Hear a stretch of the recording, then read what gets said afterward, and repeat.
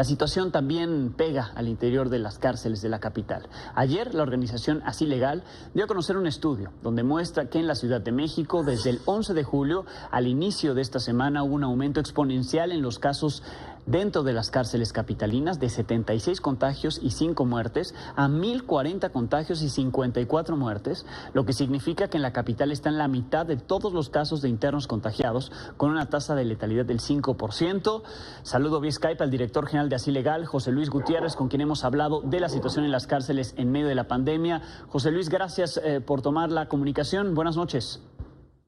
Hola Alejandro, gracias, muy buenas noches. ¿De dónde obtienen, muy bien, de dónde obtienen estos datos? Porque parece impresionante que subamos de menos de 100 casos, no decenas de casos, a 1,000 casos. ¿Cómo se obtiene este dato? Sí, Alejandro, fíjate que este dato se obtiene prácticamente de la información que da la Secretaría de Gobierno. El día de ayer hubo una conferencia de prensa de la Secretaría de Gobierno de la Ciudad de México y ahí fue donde identificó que había prácticamente 1,041 casos acumulados en lo que va del contexto de la pandemia, lo cual nos pareció bastante raro porque también la CNDH, como tú sabes, hace un monitoreo sobre el tema de los contagios dentro de los centros penitenciarios y prácticamente un día antes, es decir, el día 13 de julio, la propia CNDH solo estaba reportando 76 casos acumulados y al día siguiente, el día 14, documenta 1,041 casos de personas contagiadas.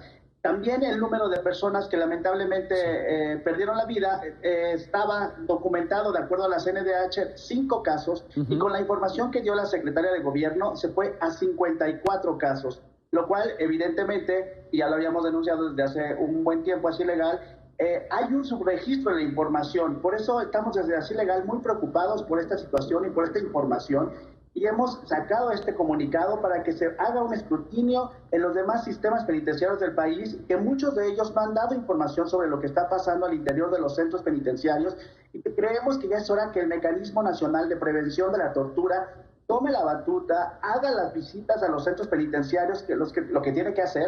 Ya nos dimos cuenta que ahora que lo está haciendo la propia CNDH en el marco de su diagnóstico, pues hay un subregistro. La propia CNDH hace como 10 días sacó un informe sobre el contexto del COVID y nunca dio resultados de que había este dato de ahora ya los 1,041 contagiados, ¿no? Digamos, insuficiente el trabajo de la CNDH de verificar cuántos se han contagiado, cuántos han muerto lamentablemente en las cárceles del país. Ahora, con esta información de la Ciudad de México, conocemos el panorama lamentable y preocupante que se vivió o se sigue viviendo en las cárceles de la capital, pero entonces tendría que ocurrir lo mismo con los distintos estados, saber exactamente cuántos se contagiaron, cuántos murieron, y también creo que es información relevante para las familias, que la última vez que platicamos mostramos testimonios de lo que es tener a una persona interna en una cárcel en medio de la pandemia, cuando no tienes contacto, que es fundamental el contacto para su reinserción social, y no tener información de qué está pasando con ellos.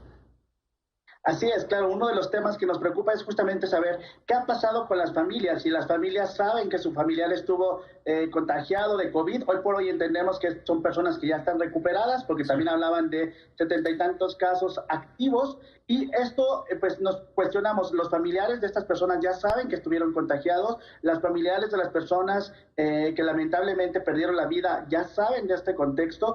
¿Y qué está pasando con el tema de mujeres? Nos preocupa muchísimo que no hay una segregación por género. Claro. ¿Cuántas mujeres de las penitenciarías de Santa Marta han estado contagiadas en el contexto del COVID y cuántas de ellas lamentablemente han perdido la vida?